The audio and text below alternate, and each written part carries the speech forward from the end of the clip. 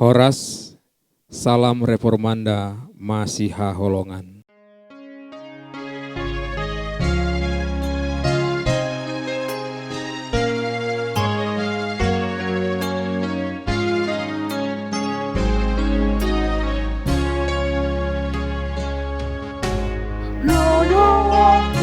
Tuhan,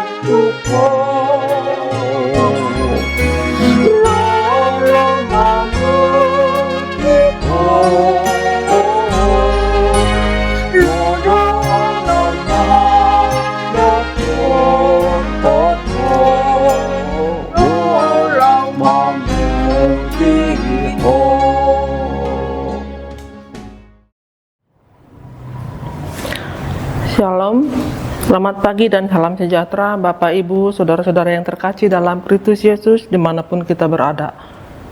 Pagi ini kita bersekutu melalui renungan harian HKBP Bandung Reformanda. Semoga kita semua dalam keadaan sehat dan tetap semangat.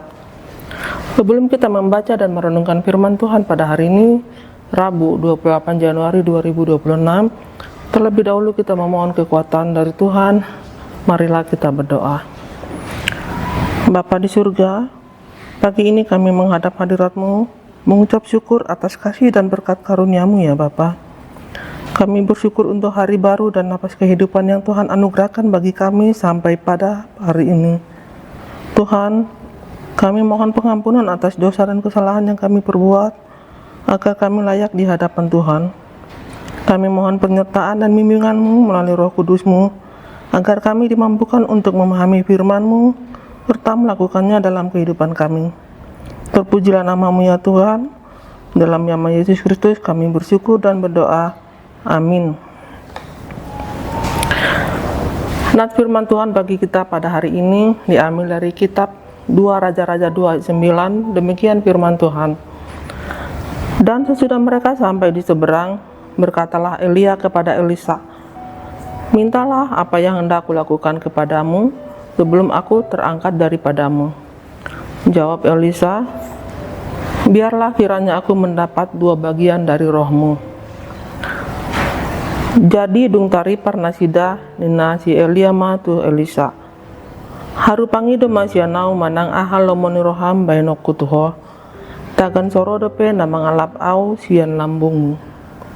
Dungi nina si Elisa ma ikon silopit 2 manian sian todim songgop tuau. Adapun tema renungan kita pada hari ini adalah meminta yang terbaik. Dalam Alkitab disebutkan hak anak sulung zaman Israel mencakup kepemimpinan keluarga, bagian warisan yang double ataupun 2 bagian 2 kali lipat dibanding yang lain, dan hak atas berkat perjanjian dari Allah. Tetapi hak ini bisa dialihkan oleh ayah atau bahkan dijual, seperti kisah Yakub dan Esau, di mana Esau menjual haknya untuk sepiring makanan kepada adiknya Yakub. Hak ini juga memiliki implikasi rohani, di mana Yesus Kristus adalah anak sulung Allah, dan orang-orang yang percaya disebut sebagai jemaat anak-anak sulung yang mewarisi bersama Kristus. Dalam nats ini disebutkan bahwa Elisa meminta hal yang luar biasa, 2 bagian atau bagian double dari roh Elia. Dia tidak meminta kekayaan, kemasyhuran, atau hidup yang mudah. Elisa meminta hal yang terpenting, yaitu kuasa rohani untuk melanjutkan pelayanan gurunya. Hal ini mengingatkan kita pada Salomo yang meminta hikmat, bukan kekayaan. Dalam hidup ini, kita seringkali salah dalam menentukan prioritas. Kita lebih sering meminta berkat materi daripada pertumbuhan rohani. Permintaan Elisa menunjukkan hati seorang pelayan yang tidak mementingkan diri sendiri. Dia menginginkan kuasa rohani bukan untuk kemegahan pribadi, tetapi untuk melayani umat Allah dengan lebih efektif dan lebih besar.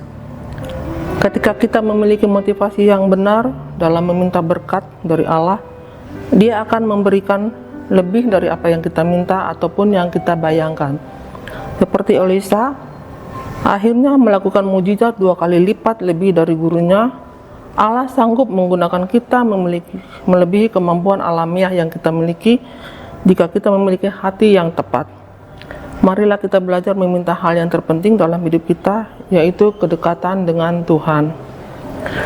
Bagaimana implikasinya bagi kita sebagai orang yang percaya? Disebutkan orang percaya adalah jemaat anak-anak sulung, karena kita mewarisi kerajaan dan menjadi bagian dari keluarga Allah bersama Kristus. Untuk hal-hal yang baik, tentunya semua orang ini menjadi porsi yang ganda atau mendapatkan porsi double.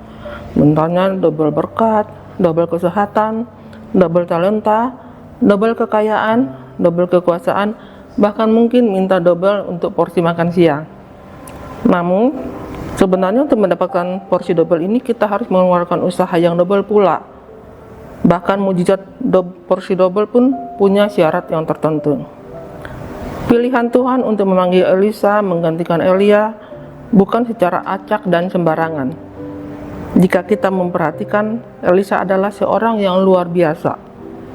Saat Elia memanggil Elisa, ia sedang bekerja keras. Ia membajak dengan 12 pasang lembu dan ia sendiri mengemudikan semuanya. Elisa jelas adalah seorang hidup berkelimpahan dan memiliki kapasitas dan kreativitas yang cukup baik dan besar, serta rajin dan senang bekerja keras. Namun Elisa meninggalkan segalanya dan dengan taat menjadi hamba Tuhan melalui gurunya Elia. Meski demikian, hasrat dan ambisi Elisa untuk mencapai hal-hal besar tidak padam. Terbukti saat Elia bertanya kepadanya apa yang Elisa inginkan sebelum Elia meninggalkannya. Elisa meminta double porsi dari kuasa yang dimiliki Elia dari Tuhan. Dengan permintaannya ini, Elisa menyatakan kepada Elia bahwa ingin 2 kali lipat lebih hebat daripada Elia, sang guru dan tuannya itu. Permintaan yang sulit memang, dan ada syarat yang harus dilakukan oleh Elisa. Kita tahu akhirnya Elisa mendapatkan apa yang ia inginkan. Ia adalah nabi yang tercatat membuat banyak mujizat, di mana mujizat yang Elisa lakukan jumlahnya 2 kali lipat dari yang Elia lakukan. Tetapi sebelumnya ada harga yang harus dibayar oleh Elisa, yaitu dia taat dan setia menjadi pelayan Elia dan mengiringnya sampai Elia tidak ada lagi di bumi. Hari ini, porsi apa yang kita inginkan secara double? Taatlah dan setialah kepada sang pemberi berkat yang double itu. Sang Tuhan yang mempunyai segalanya dalam jumlah berlipat ganda, dan yang tidak segan-segan memberkati kita dengan berlipat ganda pula. Amin. Marilah kita berdoa. Terima kasih ya Allah Bapa, kami sudah mendengar firman-Mu. Kiranya melalui renungan pagi hari ini, kami diajarkan untuk meminta bagian yang terbaik dalam kehidupan kami. Ajarlah kami untuk tetap taat dan setia kepada-Mu ya Tuhan. Terima kasih ya Bapa. Berkati aktivitas kami sepanjang pagi, siang, hingga malam hari ini. Di dalam Kristus Yesus kami bersyukur dan berdoa. Amin.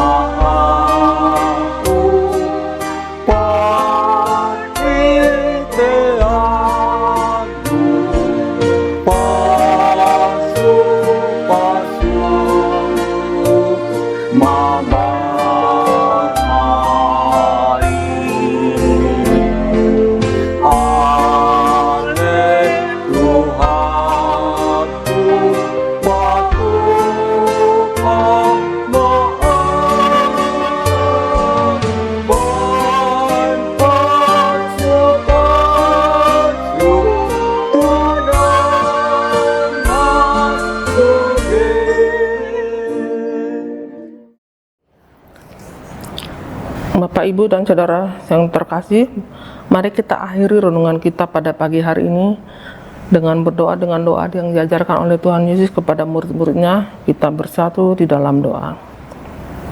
Bapa kami yang di surga, dikuduskanlah namamu, datanglah kerajaanmu, jadilah kehendak-Mu di bumi seperti di surga. Berikanlah kami pada hari ini makanan kami yang secukupnya, dan ampunilah kami akan kesalahan kami, seperti kami juga mengampuni orang yang bersalah kepada kami. Dan janganlah membawa kami ke dalam pencobaan, tetapi lepaskanlah kami daripada yang jahat, karena Engkau yang punya kerajaan, dan kuasa, dan kemuliaan, sampai selama-lamanya. Amin. Anugerah Tuhan kita Yesus Kristus serta kasih setia Allah Bapa dan persekutuan Roh Kudus, itulah yang memberkati dan menyertai kamu sekalian hari ini, esok, sampai selama-lamanya. Amin. Demikian renungan kita pagi ini. Selamat berkarya bagi Tuhan. Tetap semangat, tetap sehat. Salam Reformanda Masiha Holongan.